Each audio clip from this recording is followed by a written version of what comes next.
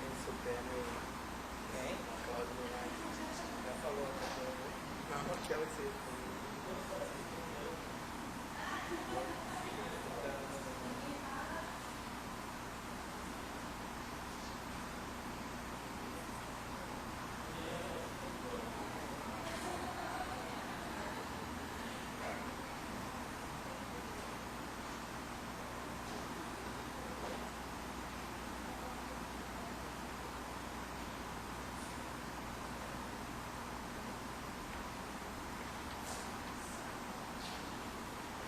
aí a Echeverria vou pedir lá uma auditoria independente da Caixa. O cara tá mais preocupado em bater em nós do que pedir voto. Tá desesperado até.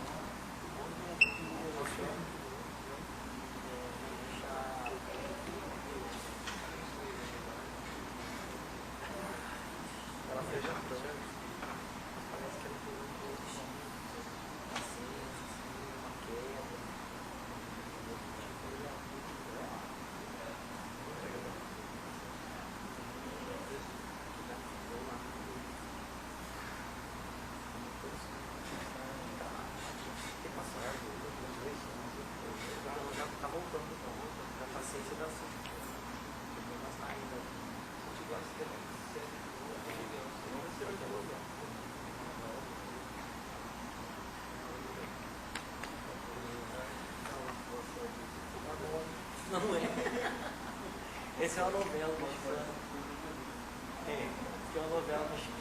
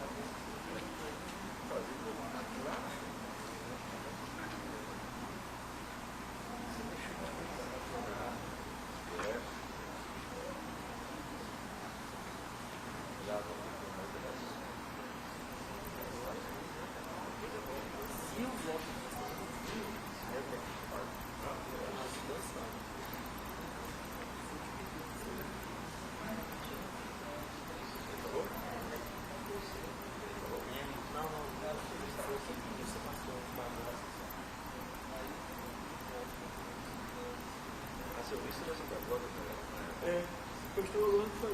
Tem que pedir.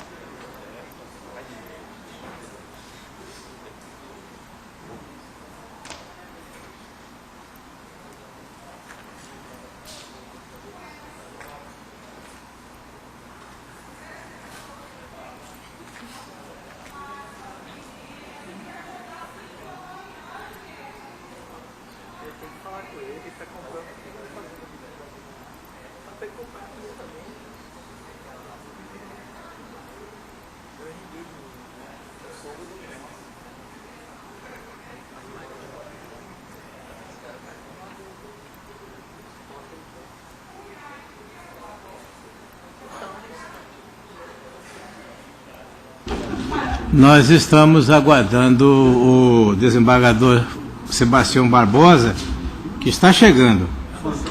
Mas até para liberar os dois advogados, eu devo dizer a Vossa Excelência que a gente faz o plano, mas quem vai dizer que vai ser realizado não somente Deus. A desembargadora Maria Helena, infelizmente, teve que se submeter a um cateterismo e não vai poder comparecer hoje. Então, apesar de toda o empenho nosso dessa extraordinária, nós não vamos poder julgar os processos meus, que é da relatoria da desembargadora Maria Helena, e também o dela, que ela é relatora. Senhor presidente, se o senhor me permitir... Pois não. Estamos na informalidade ainda. Nós conversamos de manhã, a gente já teve a notícia do gabinete que poderia ocorrer esse problema, e nós até pesquisamos o regimento interno e procuramos alguma alternativa em relação a essa problemática desse julgamento para evitar que eles passem para fevereiro. Não, só vai adiar o que era relatora e o que era revisora, só. O resto vão julgar todos aqui. Mas aí, o próprio regimento interno, no artigo 64, ele diz o seguinte: o julgamento que tiver sido iniciado prosseguirá, exatamente, computando-se os votos já proferidos, ainda que o magistrado afastado seja o relator. Então, o que a gente está propondo? Não, o que já iniciou, nós vamos julgar. E, no caso desse, como foi decidido que ele é continuidade de julgamento? Esse vai continuar, doutor. Ele vai continuar hoje, assim que o desembargador chegar. Se o voto da desembargadora for, se os votos existentes já forem suficientes para o término do julgamento, não se colhe o voto dela, mas se eventualmente o voto dela puder influir no resultado, nós julgamos e abrimos vista para ela. Ok. Uma saudação especial do desembargador Jurandir Castilho. Obrigado, excelência. Esses são os adiados, excelência. Todos esses, e esse aqui do desembargador João adiou, porque a parte pediu o adiamento e ele aceitou.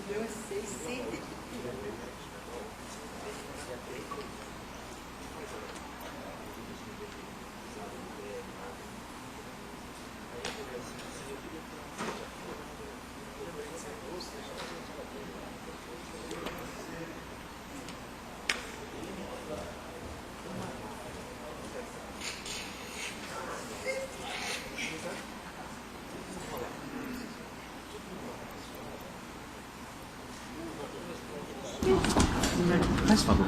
Claro, já passei.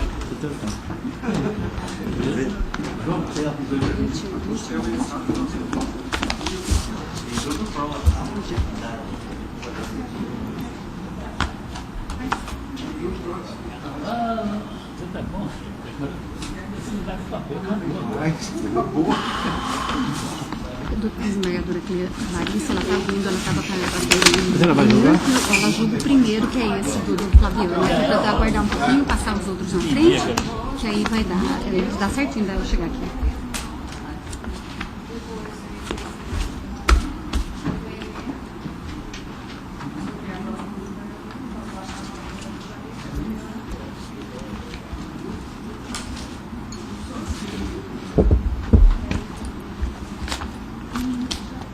Almejando a proteção divina, dou por aberta a sessão extraordinária da turma de câmaras cíveis reunidas.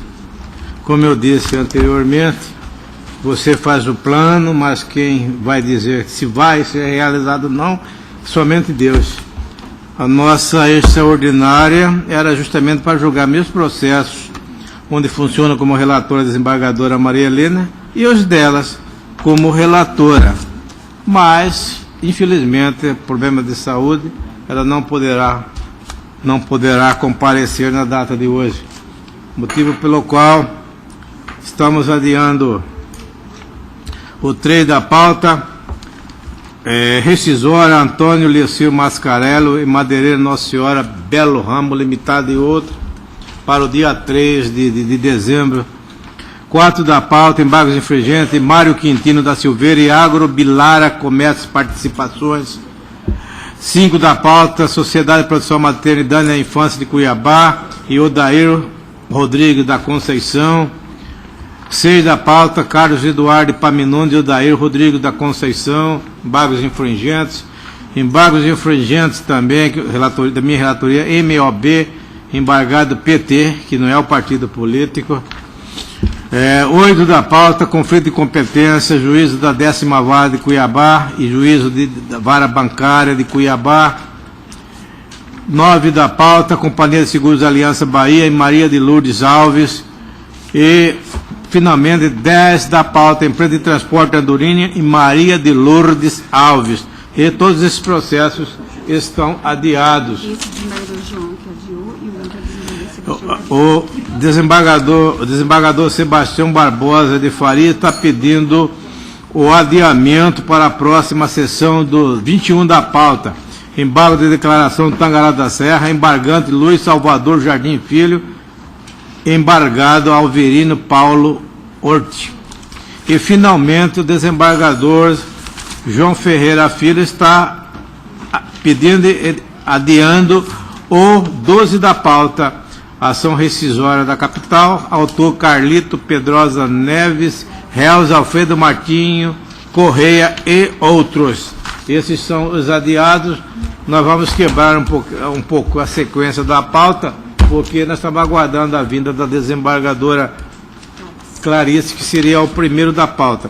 Esse tem duas sustentações, tanto do autor como do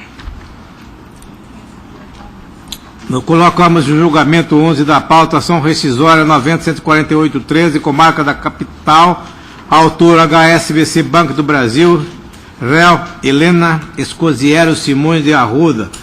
Com a palavra o eminente relator, desembargador João Ferreira Filho, salientando que existirão duas sustentações, desembargador. Senhor presidente, grande Câmara, ação rescisória agitada pelo HSBC contra Helena Escosiero Simões de Arruda, pretendendo, com apoio do 485, 3 e 7 CPC, a rescisão da sentença proferida pelo juiz de direito da 14ª Vara Civil de Cuiabá, que nos autos da ação de indenização por danos morais e materiais, ajuizada contra o HSBC pela requerida, julgou o pedido parcialmente procedente para condenar o banco ao pagamento de 318 mil e pouco, a título de indenização por danos materiais, bem como o pagamento de 25 mil a título de indenização por danos morais em razão da indevida autorização de liberação de valores de investimentos pelo ex-marido da senhora Helena Escosiero, mesmo após recebimento do pedido para excluí-lo da titularidade da conta corrente, que antes era uma conta conjunta. O banco alega que a ré cometeu, aspas, dolo processual, não vou falar aspas não, dolo processual e manifesta má-fé, porque escondeu do juiz de primeiro grau e de segundo grau, durante todo o transcurso do processo, que a partilha de bens é, até a presente data, ainda objeto de discussão judicial em juízo de família. Assevera que, na data do advento da ação, a senhora Helena havia tido conhecimento da sentença proferida em sua ação de separação judicial e partilha de bens, sentença essa que anulou a partilha de bens feita pelas partes, juntada nos autos de origem, e que fundamentou a demanda condenatória. Enfatiza que a ré não era e ainda não é titular integral dos valores aplicados no HSPC, reafirmando que esses mesmos valores ainda serão objeto de partilha a ser realizado pelo juiz da separação. Fundamento pedido rescisório no artigo 485.13 CPC, salientando que a ré maliciosamente alterou a verdade dos fatos, manipulou o processo de origem para receber 2 vezes o mesmo valor, bem como no artigo 485, inciso 7 do CPC, há o argumento de que teve conhecimento de documento relevantíssimo, que demonstra que a premissa fática sobre a qual as partes e o juízo se debruçaram durante a lide era falsa, e a autora tinha conhecimento disso. Pede, portanto, ser julgado procedente de pedido, para que, rescindida a sentença, haja novo julgamento do feito, mas de imediato a suspensão do cumprimento da sentença rescindenda. O pedido de suspensão imediato do cumprimento da sentença foi indeferido pela decisão de Folhas Tais, mas, após pleito de reconsideração, houve suspensão do cumprimento da sentença somente na parte relativa aos danos materiais, ou seja, quanto à restituição dos valores transferidos da conta bancária da ré para a conta de seu ex-marido. Na contestação de Folhas Tais, a ré argui preliminar de carência da ação por ausência de pressuposto de condição de validade do processo, dizendo que a matéria suscitada na presente ação nada tem a ver e não faz qualquer relação com o mérito da sentença-acordo que se pretende rescindir. No mérito, refuta os argumentos autorais e pede a improcedência do pedido. A douta Procuradoria opinou pela improcedência do pedido rescisório, destacando que, aspas, os argumentos lançados nas rescisórias são estranhos à lide rescindenda, fecha aspas, é o relatório. Concedo a palavra ao advogado do HSBC para sustentação oral, prazo regimental 15 minutos.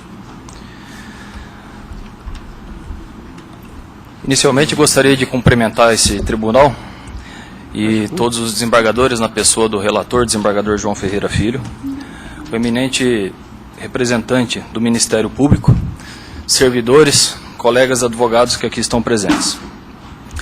Todas as normas, da Constituição ao mais simples ato normativo, possuem em seu cerne a proteção da boa-fé, porque a proteção da boa-fé é o amálgama do Estado de Direito. Por isso, sob nenhum fundamento, pode o Poder Judiciário, aplicador dessas normas que é, dar guarida da má-fé ou enriquecimento indevido. Nenhum argumento pode ser suficiente para superar o império da boa-fé nas relações jurídicas. É inadmissível e tem causado cada dia mais repúdio social decisões judiciais que permitem a vitória da má-fé, a vitória do escárnio à lei, a vitória do jeitinho brasileiro. Decisões injustas. Se vossas excelências concordam com essas premissas, a presente ação rescisória deve ser julgada procedente. Ela possui 2 fundamentos, como bem apontados pelo digno relator. A existência de dolo processual da parte na ação de origem, por ter intencionalmente omitido fato relevantíssimo ao julgamento da lide. E o segundo fundamento é a obtenção de documento novo após o julgamento da lide, que levaria a julgamento favorável. Observa-se, desde logo, que a própria natureza desses fundamentos processuais autorizados na legislação processual revelam que se discute realmente questões que não foram discutidas na lide de origem. Esse argumento de que se trata de questões não discutidas na lide de origem foi fundamento do parecer contrário do Ministério Público e foi também fundamento de preliminar alegada pela defesa. Mas, como se trata de dolo processual verificado após a lide, documento novo obtido após a lide, é evidente que a discussão que ora se trava não se teve na lide de origem. O que se discute aqui é má-fé processual manifesta, que não pode ser admitida mais pelo Poder Judiciário. Fato é que a senhora Helena Escosiero, casada com o senhor Hélio, mantinha conta conjunta no HSBC e lá tinham aplicações financeiras de aproximadamente R$350 mil. Em 8 de fevereiro de 2007, peço para que prestem atenção à cronologia, às datas. Em 8 de fevereiro de 2007, o senhor Hélio requereu a transferência desses investimentos para outra conta sua, de sua titularidade no próprio HSBC. E assim o fez porque era titular dessa conta, a gerente atendeu o seu pedido e fez a transferência desses valores. Até então, o HSBC imaginava se tratar de operação normal, realizada por um dos titulares da conta. Ocorre que em 30 de abril de 2009, apenas 2 anos depois, houve uma reclamação da senhora Helena Escosiero. Ajuizou uma ação, a ação de origem que aqui se debate. Ela disse, na sua ação, fundamentou a sua ação no fato de que essa transferência seria indevida porque ela teria se separado do senhor Hélio, feito um termo particular de partilha de bens, e que nesse termo particular de partilha de bens, toda a titularidade desses valores seriam sua. Disse a senhora Helena Escosiero, durante toda a ação, até o seu trânsito em julgado, que a titularidade daqueles valores era integralmente dela. A ação foi julgada procedente nas 2 instâncias, condenando o HSBC a pagamento de danos materiais e ressarcimento de valores e morais de 25 mil. Isso hoje ultrapassa a casa de R$1 milhão. Ocorre que a senhora Helena omitiu do juízo, durante todo o transcurso do processo, que a tal partilha particular de bens, na qual ela se fundamentou,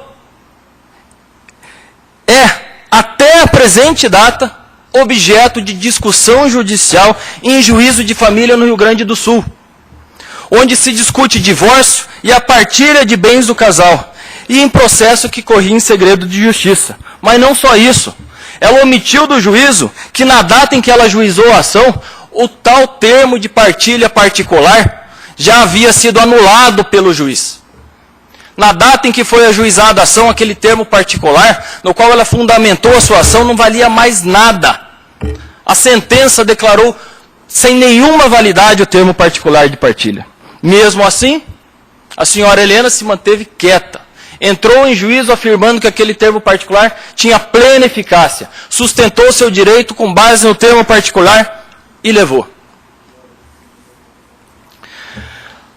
Mas a sentença, lá na ação de divórcio no Rio Grande do Sul, não disse apenas que o termo particular de partilha era nulo, porque não homologado judicialmente.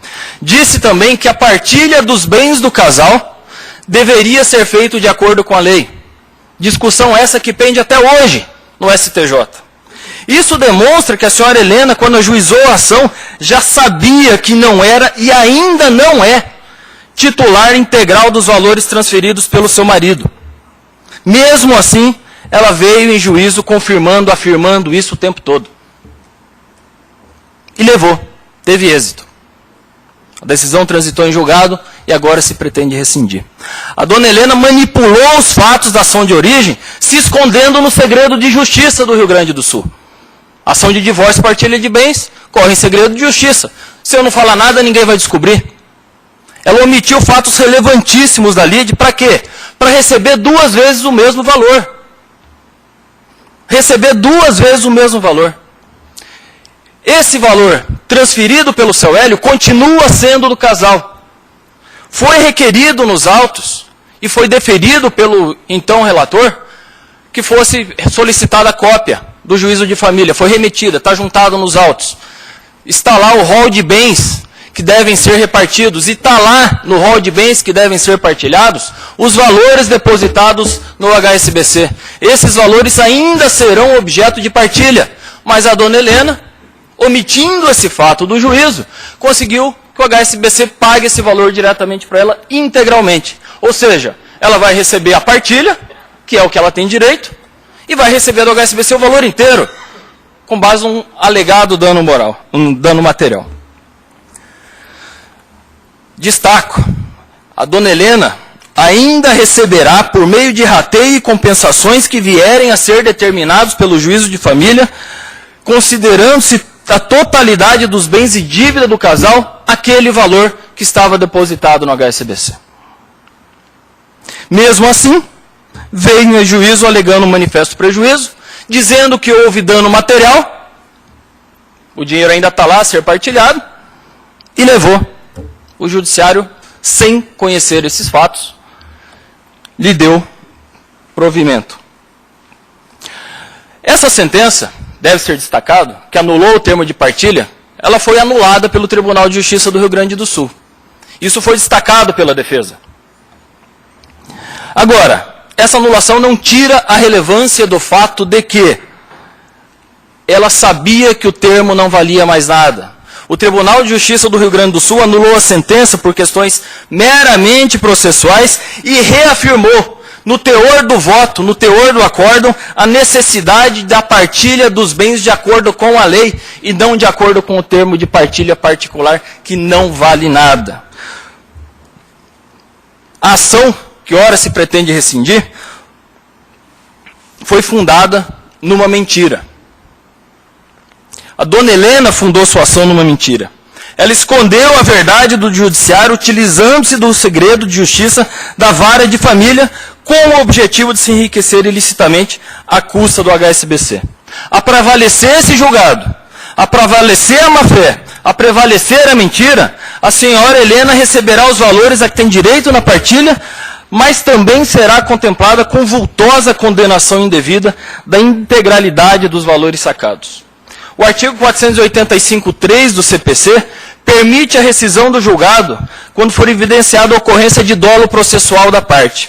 Barbosa Moreira ensina, de forma bastante clara, que ocorre esse motivo de rescisão quando a parte vencedora, seja qual for, faltando ao dever de lealdade e boa-fé, haja impedido ou dificultado a atuação do adversário ou influenciado o juízo do magistrado, em ordem a afastá-lo da verdade.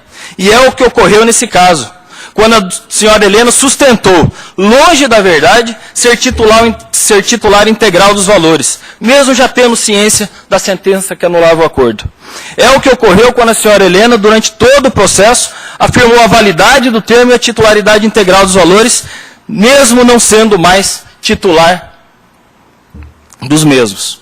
O artigo 4857 do CPC também autoriza a rescisão do julgado quando for obtido documento novo, cuja existência era ignorada. E o documento novo é justamente o acórdão do Tribunal de Justiça do Rio Grande do Sul, que foi descoberto no site disponibilizado por aquele órgão judiciário. Se revelou ali nele que o termo particular tinha sido declarado inválido antes do ajuizamento da ação.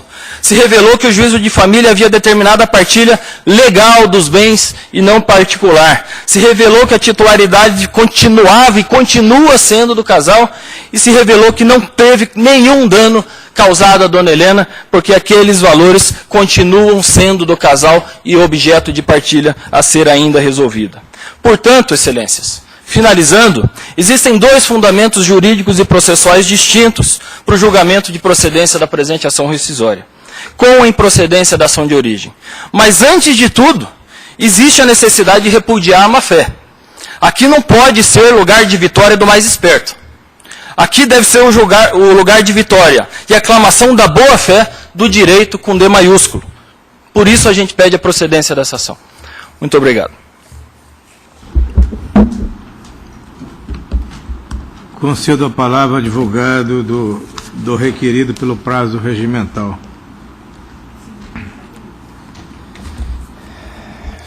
Boa tarde a todos. Cumprimento a todos na pessoa do senhor desembargador presidente, representante do Ministério Público, demais desembargadores componentes, advogados, advogadas e servidores aqui presentes. Primeiramente, há de se destacar que as alegações do nobre colega, num primeiro momento, chegam a impressionar.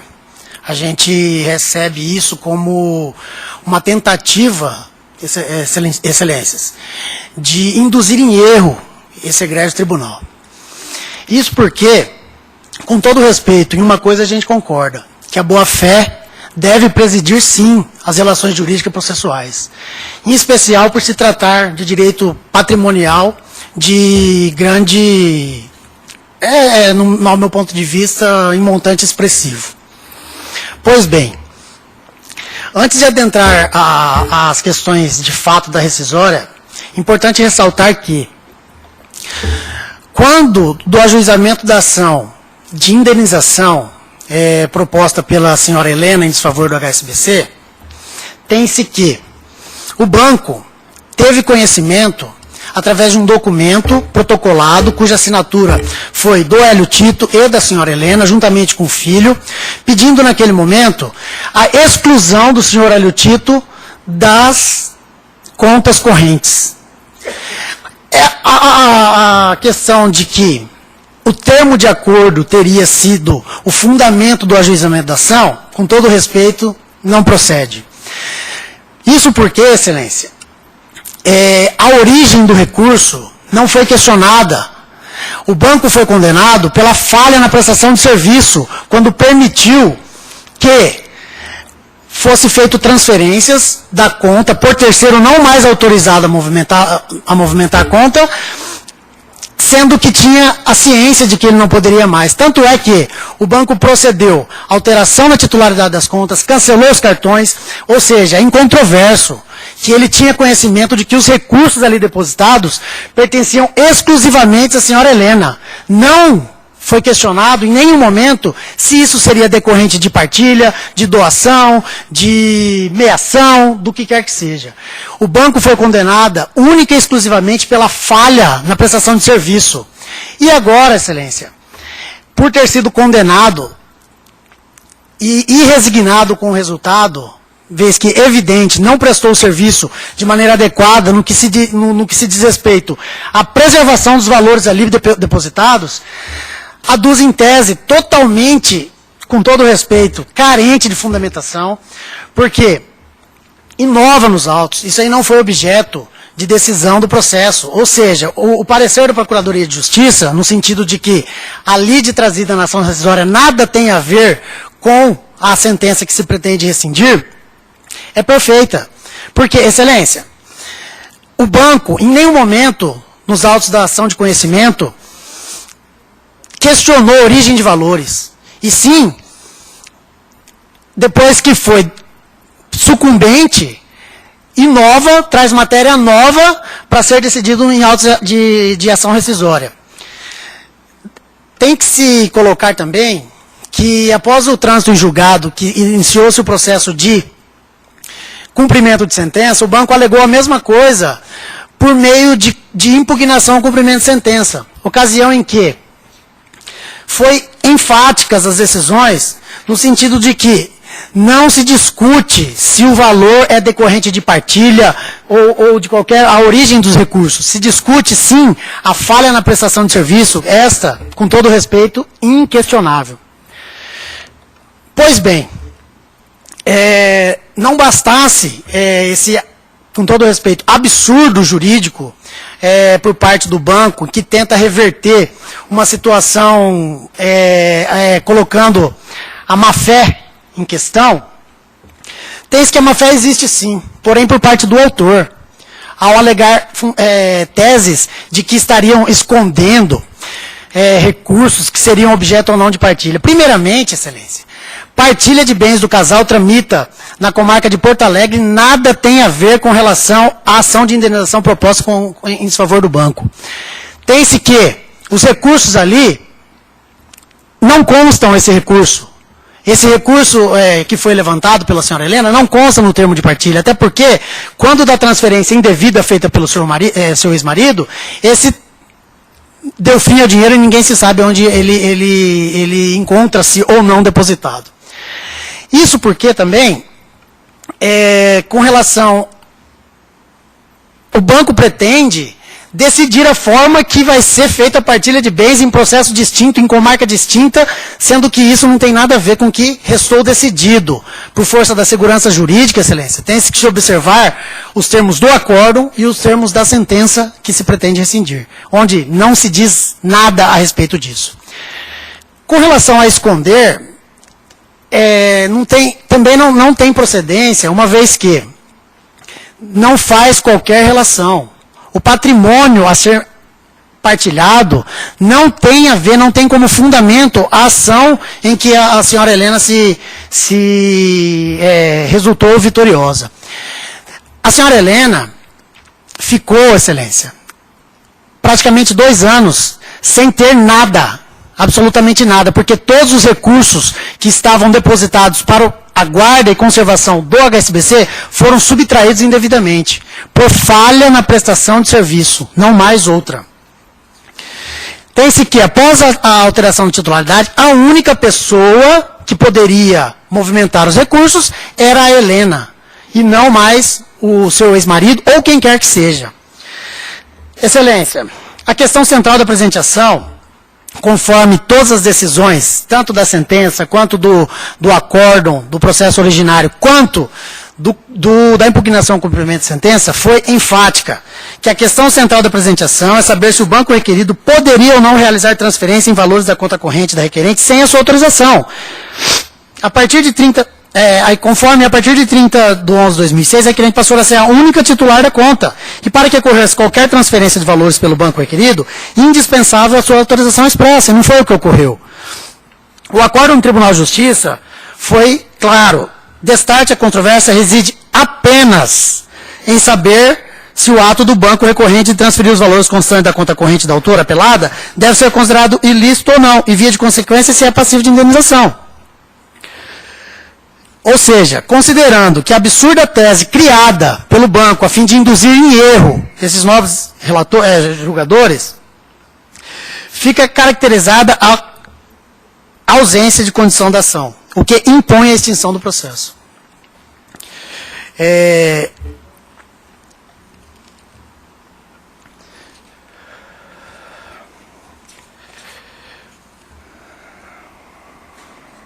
Com relação ao mérito, vamos lá. Ainda que vossas excelências entendessem que, caso a senhora Helena não fosse a titular integral dos valores no momento do ajuizamento da ação, e que o termo de partilha celebrado seria, como diz o autor, que seria nulo, e que isso, ela não seria então a titular integral dos direitos, também não procede, melhor sorte, ao autor.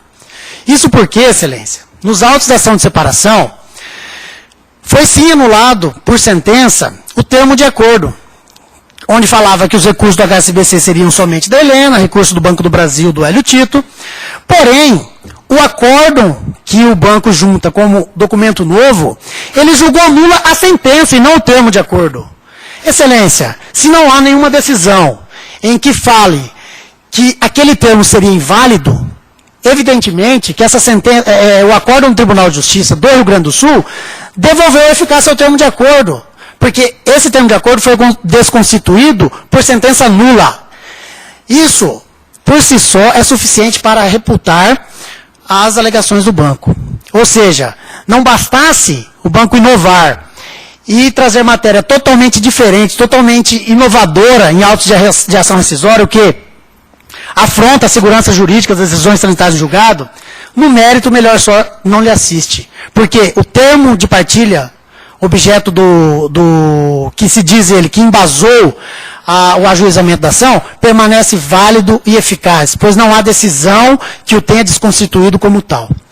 Por todo efeito, pugna pela total improcedência da ação rescisória, com a condenação, inclusive, excelências, por litigância de má-fé por parte do banco, ao trazer matéria, com todo respeito, absolutamente desfundamentada e sem amparo legal e jurídico.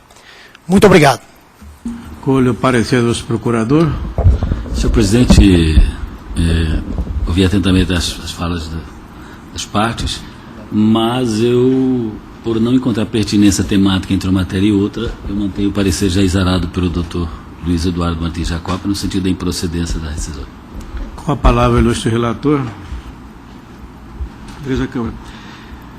Helena Escoziero Simão de Arruda ajuizou contra o HSPC uma ação de indenização por danos morais, com compensação por danos materiais com danos morais, expondo que, juntamente com o seu ex-marido, Hélio Tito Simão de Arruda, e seu filho, Hélio Palma de Arruda Neto, era titular da conta corrente no tal, agência tal do HSPC, e que, após se separar de seu ex-marido, os 3 titulares, ela, o ex-marido e o filho, formularam pedido ao HSPC para que ela, Helena, figurasse como única titular da conta corrente.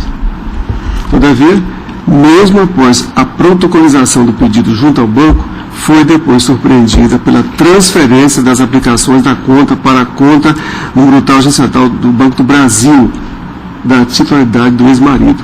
Medida esta que, segundo o HSPC, foi realizada a pedido do próprio ex-marido de Helena. A sentença recente julgou o pedido parcialmente procedente sobre o seguinte. Eu transcrevo aqui alguns trechos, mas vou ler só o seguinte. Assim, a partir do dia 30 de 11/06, a requerente passou a ser a única titular da conta corrente. E, para que ocorresse qualquer transferência de valores pelo banco, indispensável a sua autorização expressa. Se a instituição financeira, para realizar qualquer transferência de valores da conta corrente, necessita de autorização desta, não procede a sua argumentação suscitada em sede de contestação de que não pode ser responsabilizado por ato de terceiro. De igual forma, não procede a tese do banco requerido quanto ao fato. Isso é o juiz decidiu, Leonardo. Da alteração de titularidade ter sido feita por simples carta.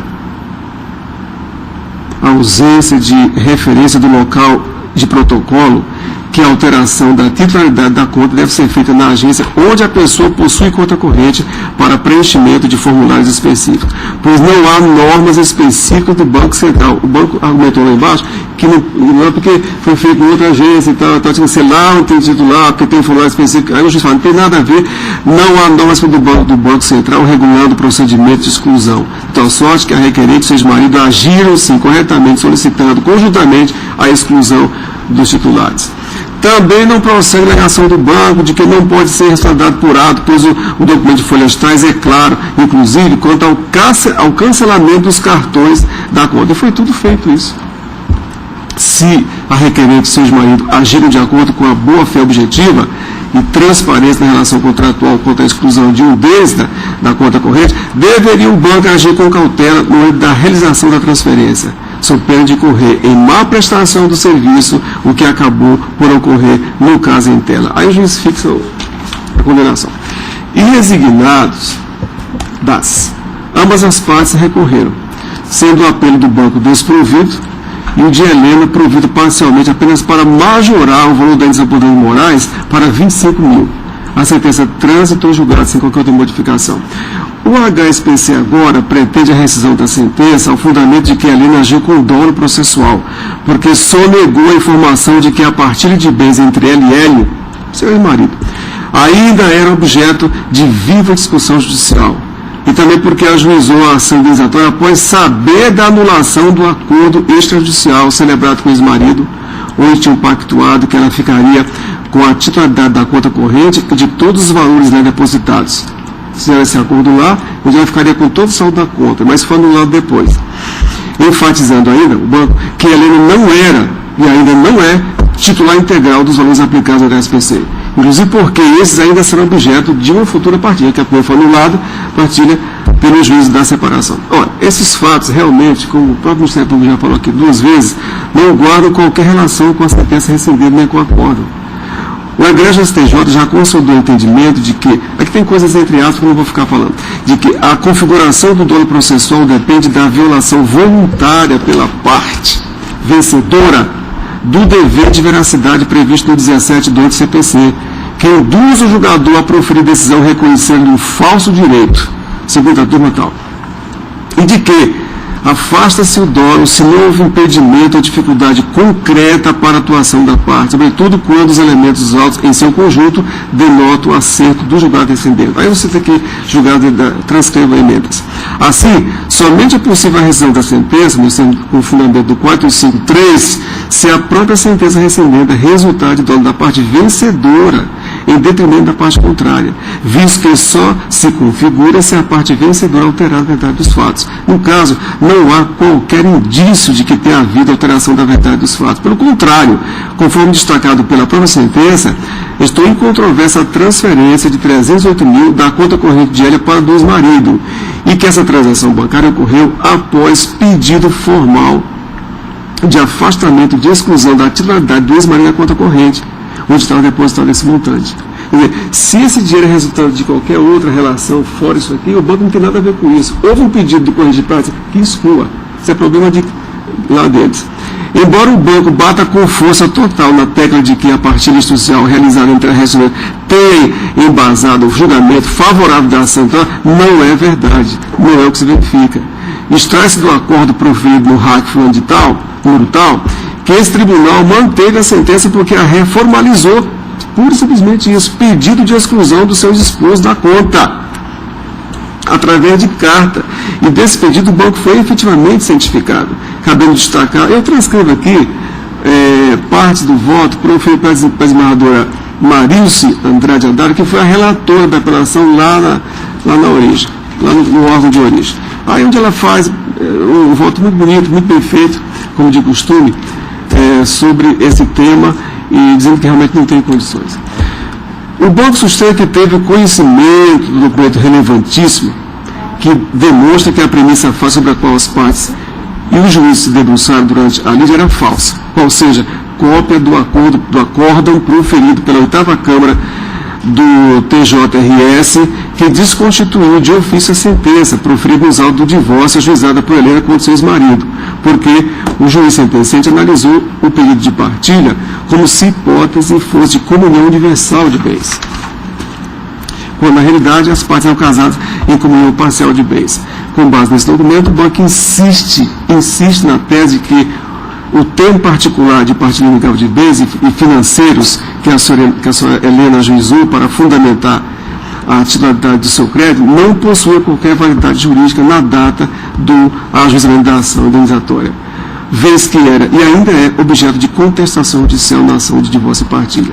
Ora, segundo o entendimento já consolidado pelo STJ, o documento novo apto a aparelhar a ação rescisória deve ser preexistente ao julgado rescindente, de existência ignorada, ou de que não pode a parte fazer uso capaz por si só de assegurar a pronúncia favorável. Eu cito aqui os julgados do STJ. De fato, trata-se de documento preexistente ao julgado rescindente, porque o acordo foi proferido no dia 1/10/2009, enquanto a sentença rescindente foi no dia 1/7/2011.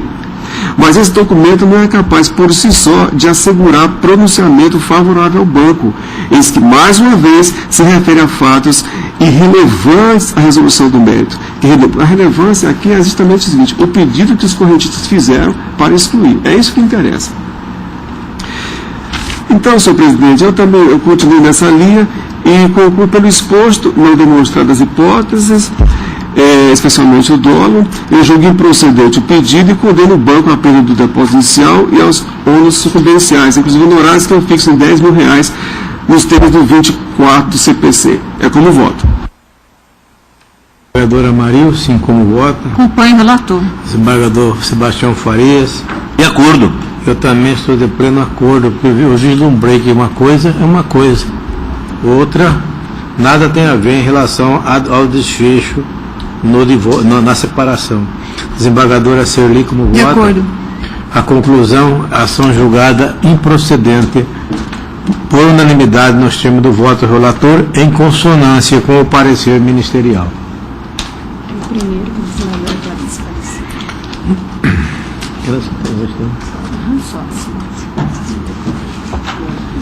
Nós colocamos em julgamento o 1 da pauta, que participa a desembargadora Clarice. Na sessão pretérita, a relatora, a desembargadora Maria Helena, desproveu o recurso, desembargadora Clarice idem, desembargador João Ferreira idem, desembargador Adilson Proveu e o desembargador Barbosa de Farias pediu vista dos autos. Há uma questão que nós estamos contemporizando, porque parece-me que houve uma decisão anterior de que nesta continuação de julgamento haveria nova sustentação oral. Ficou decidido? Bom, se ficou decidido, eu tenho que completar com a palavra o advogado da Agropecuária Leito para a sustentação oral, prazo de 15 minutos. Advogado do embargado.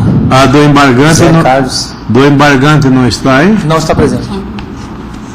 Mas quando do julgamento estava, então ele não compareceu. Mas ele sabia que existiria nova sustentação. Então, com a palavra Vossa Excelência, tem o prazo de 15 minutos para suas alegações derradeiras.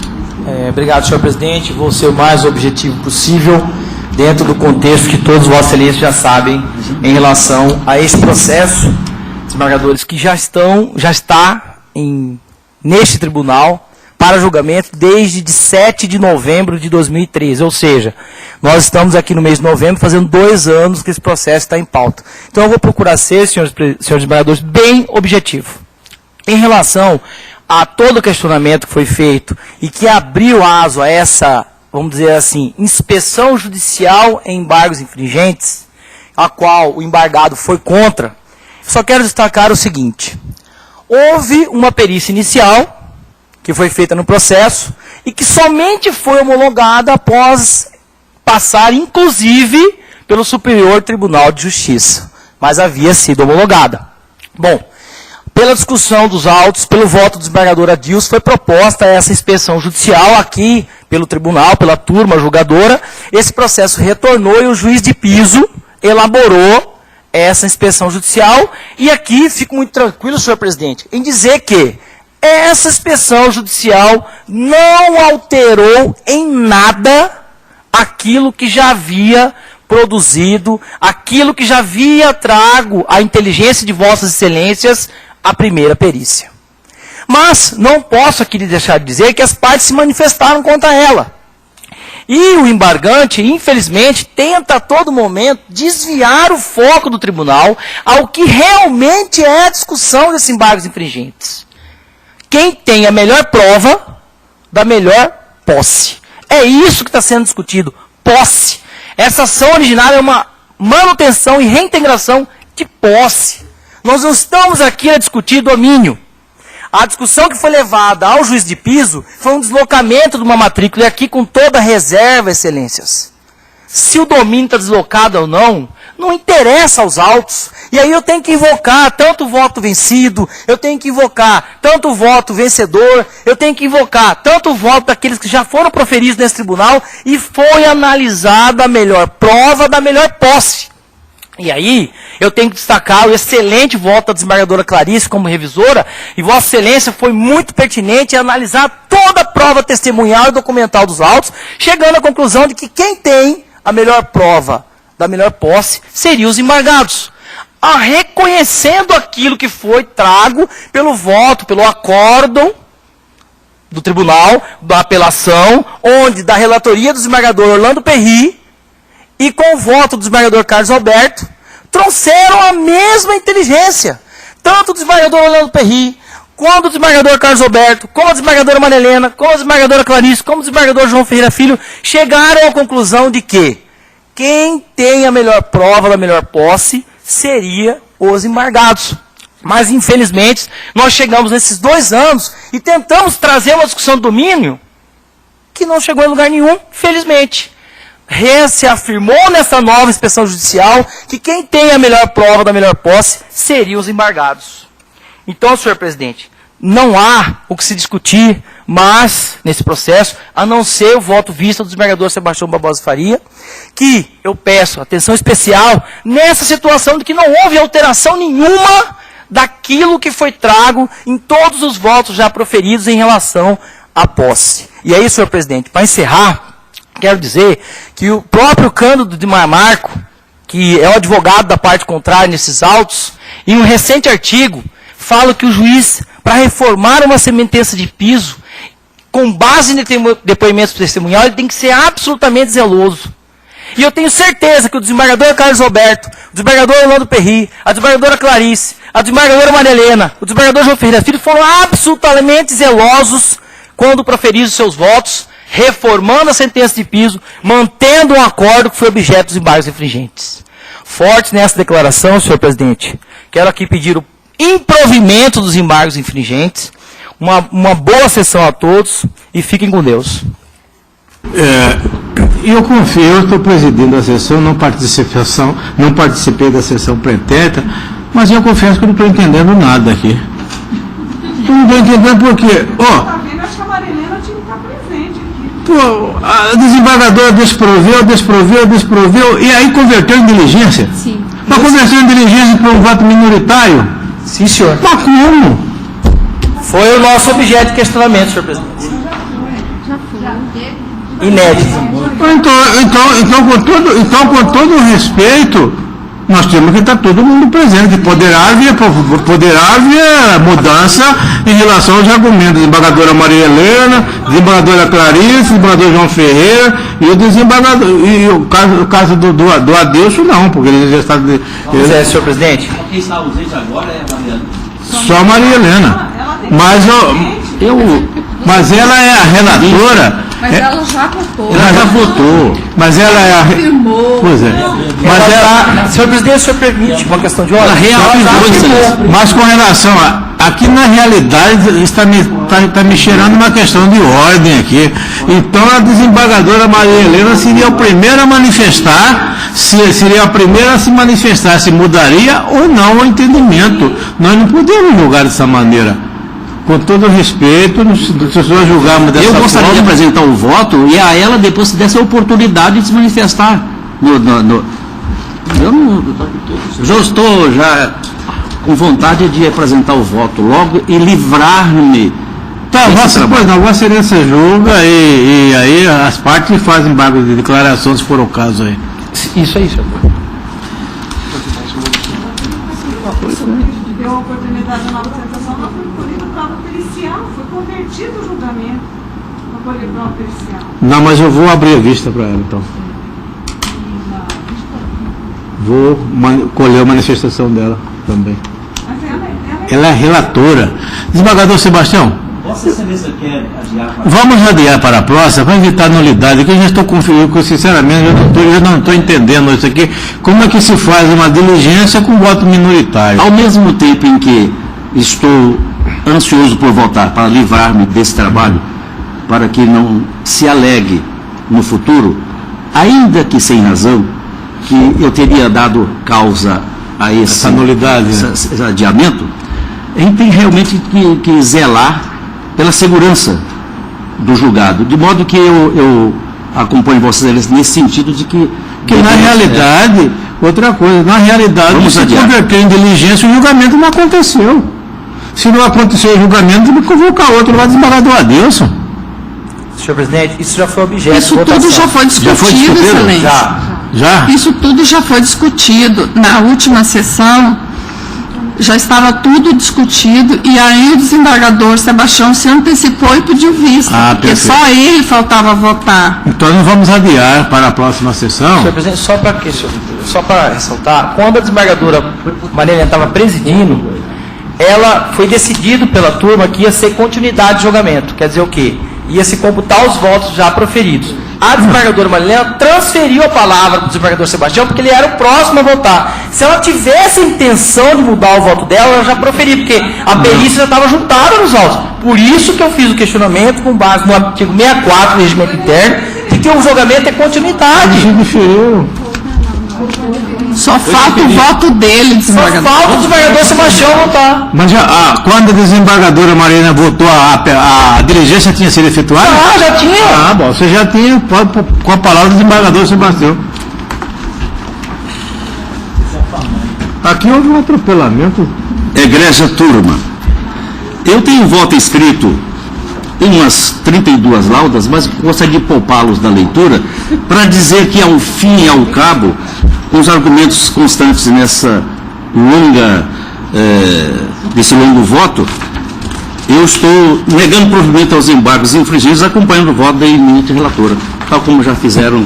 Então, conclusão por maioria, conheceram e... Presidente, eu quero fazer um registro, posso? Não. Eu quero juntar o meu voto, reafirmando a posição já adotada como relatora lá naquela outra vez, porque na penúltima vez eu não pedi Vossa Excelência foi a relatora da Câmara Isolada. Oi? Vossa Excelência foi a relatora na Câmara Isolada. Eu fui revisora e estou ratificando o meu voto de revisão naquela oportunidade. Então, conclusão, embargos conhecidos e desprovidos por maioria no time do voto da relatora. Vencido o segundo vogal.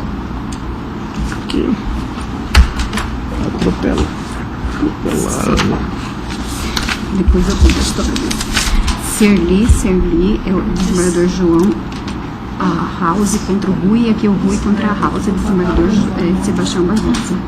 Vai pôr em julgamento os dois. Nós colocamos em julgamento o desembargador Barbosa de Farias, é o 13 e o 14 da pauta. 13 e 14? Parece que são embargos de declaração, o 13 e 14.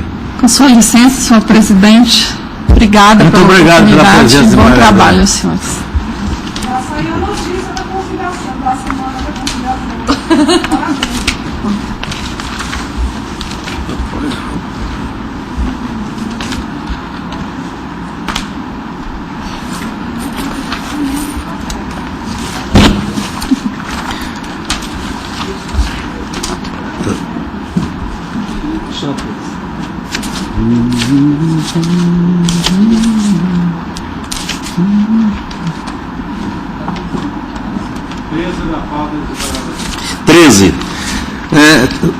Embargo de declaração.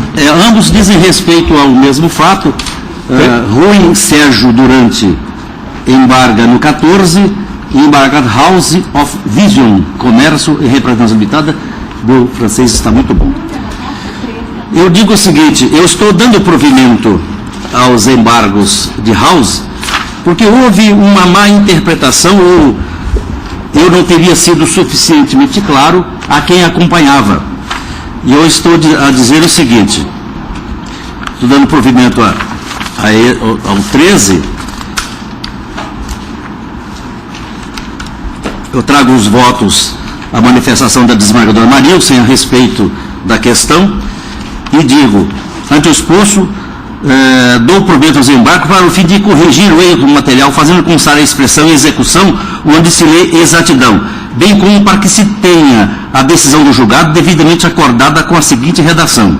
A unanimidade, julgar o parcialmente procedente à ação rescisória, nos termos do voto do relator, sendo que o primeiro vogal e o terceiro, e o revisor divergiram apenas para possibilitar o desconto do faturamento bruto de 30% a 40%, em dissonância com o parecer ministerial.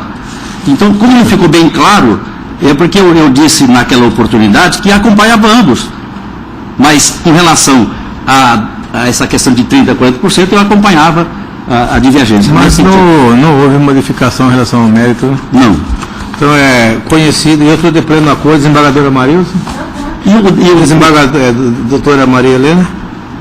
Helena Maria? De acordo. Desembargadora Serli? Então, embargos conhecidos e desprovidos. E providos para consertar erro material. E o 14 eu os desprovejo. Alguma divergência? Conhecido e desprovido, o 14. Esse aqui é o segundo da pauta complementar, só para aproveitar, porque se eu li só tem mais esse.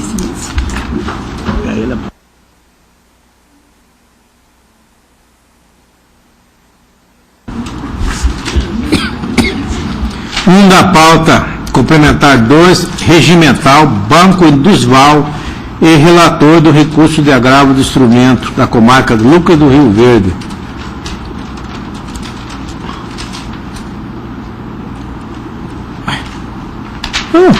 Desembargador João Ferreira. Senhor presidente, aqui nós temos uma situação, Pois vou é. relatar rapidamente, que é o seguinte, houve agravo de instrumento 115.386, da relatoria desembargador Sebastião Barbosa Farias, e ele converteu esse agravo de instrumento em retido. Certo? Contra essa decisão dele, monocrática, obviamente, houve um recurso de embargo de declaração. Perfeito.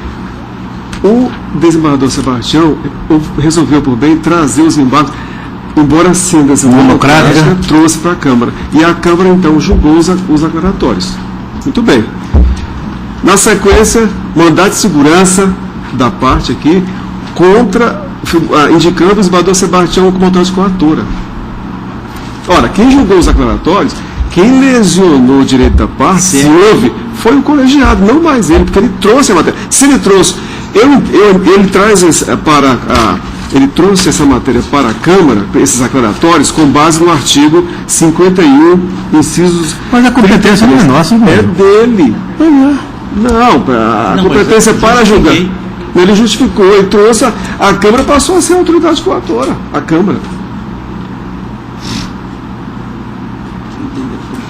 Se alguém entende que ele devia julgar os aclaratórios, essa questão foi esperada porque ele trouxe para a Câmara e a Câmara disse amém.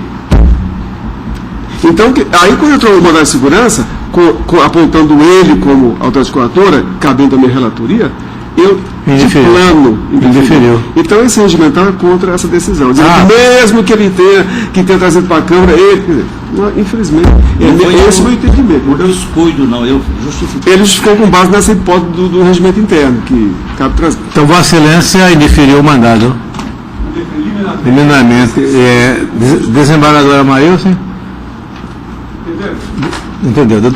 Doutora Helena Maria? Acompanho. Eu também acompanho. Desembargadora Serli? De acordo. Então, agravo regimental desprovido.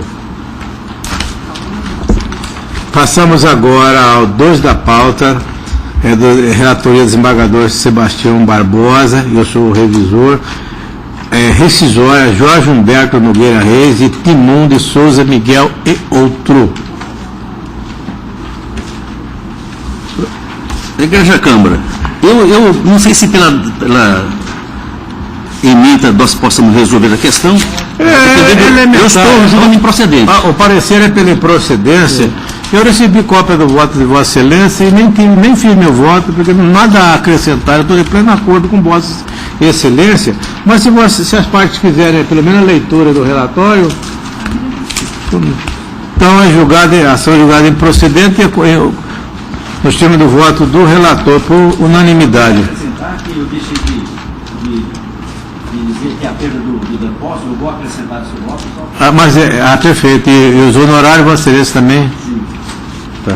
Então, ação julgada improcedente. Preliminar rejeitado? Sim. Preliminar rejeitado, julgado improcedente nos termos do voto do relator por unanimidade. Vossa Excelência me disponibilizou o voto, desembargador? Então, Sebastião acompanha, o Sebastião. Isso é prático. 15. Suscitante, conflito de competência da 11ª Vara da Comarca Cuiabá e conflitado juízes da 1ª Vara especializada de direito bancário. O parecer é pela não acolhimento, pela improcedência. Está ratificado o desembargador Sebastião. E é nesse sentido que voto. Eu também estou de acordo. Algum voto? Então, julgado improcedente nos termos do voto do relator.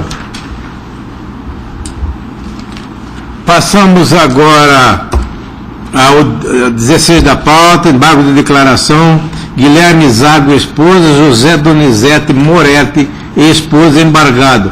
Relatoria de Vossa Excelência, desembargador Sebastião Barbosa. Igreja turma, que é só rediscutir, embargo de declaração, recurso de apelação, obscuridade, vício inexistente, intenção dos embargantes de rediscutir matérias já analisadas, matéria pré-questionada, impossibilidade de embargos desprovidos. Algum voto contrário? Estou de acordo. Embargos conhecidos de desprovidos, termo do voto do eminente relator. Passamos agora ao 17 da pauta, desembargador Sebastião, Vossa Excelência é o dono da pauta aí. Embargo de declaração também, Madison Carlos de Moraes e Tóquio Marini. A mesma situação do... Algum voto? Dos embargadores. Estou conhecido e desprovido em cima do voto do relator. Passamos agora ao desembargador João Ferreira. Conflito de competência, segunda vara da infância e juízo de segunda vara da família e sucessões. É o 18º, o parecer é pela improcedência, quando parecer, mantido o parecer do desembargador A João. competência do juiz é proferir a sentença sequente. Então, com o parecer, eu estou julgando improcedente. Algum voto contrário? Julgado improcedente em cima do voto relator em harmonia com o parecer. Desembargador João Ferreira, temos um embargo de declaração, embargado Sigma, embargado Sote e Gilberto José da Silva. Com a palavra, Vossa Excelência. Rediscussão da matéria. Desembargadora Maria, rejeitando. Algum voto contrário? Conhecido e desprovido em termos do voto do eminente relator. Há um conflito de competência da relatoria da doutora Helena Maria Bezerra Ramos. É o 20 da pauta, conflito de competência. 11ª da comarca Cuiabá e vara especializada e sucessões da comarca de Cuiabá é o conflitado. Com a palavra, Vossa Excelência, desembargadora Helena, salientando que é pela procedência do pedido. Sim, é nesse mesmo sentido, porque a 11ª recebeu um cumprimento de sentença, né? Porque é uma ação de divórcio em que a pessoa não entregou um bem. E aí o juiz da vara de família entendeu que tinha que ser lá para a vara declinou para a vara dos feitos civis em gerais, porque que já teria excluído todas as questões de família. Mas como ele que deu a sentença, ele que tem que cumprir a sentença, então eu entendo que tem que ser julgado procedente o conflito. Perfeito, estou de acordo, algum voto contrário? Então conhecido, julgado procedente no esquema do voto do relator em harmonia com o parecer. Passamos agora ao conflito, 3ª vara civil de Cáceres e 2ª vara civil de Cáceres. O embargador Sebastião Farias é o relator e o parecer... Não há parecer. Não há parecer. Porque não há... ausente o interesse público, segundo. Eu estou... Em conflito? Conflito negativo de competência, ação declaratória de nulidade contratual cumulado com danos morais e materiais, ocorrência do fenômeno da conexão por afinidade, aplicação do artigo 103 conjugado com o artigo 105, ambos do CPC, possibilidade de flexibilização do artigo 103, finalidade de evitar decisões contraditórias, viabilidade da regra de prevenção, artigo 103, conflito improcedente. Eu estou de acordo, desembargador João Ferreira. Algum voto contrário?